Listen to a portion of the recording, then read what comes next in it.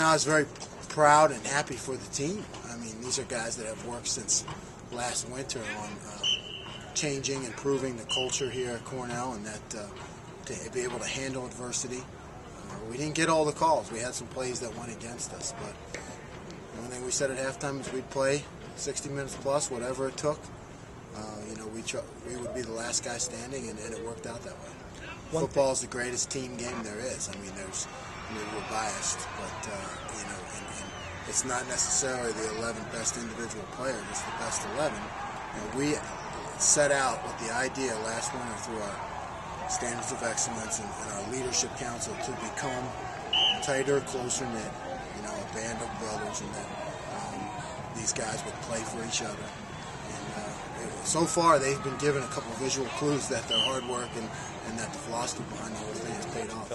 We've really gone away from recognizing individuals, and that's we don't even give out candy bars anymore to individuals. But I have to compliment Zim, our snapper, and our punter, Drew Alston.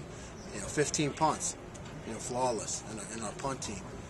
You gotta give it up for Anthony Ambrosi, obviously Ivy League Player of the Week, moving over, changing sides of the ball, doing everything he can, and becomes a great playmaker. I loved our corners, Romani and Rashad, going against bigger guys, and they're going to have to do that this week in the technique that they had. Offensively, you got to it was rough sledding out there, and for us, we still accomplished our goals. We only turned the ball over one time. We managed the game very well. So there's some games where the offense is going to have to score a lot of points. Some games where it's going to go the other way. This team doesn't care who makes the plays or who gets the credit. They're all in it together.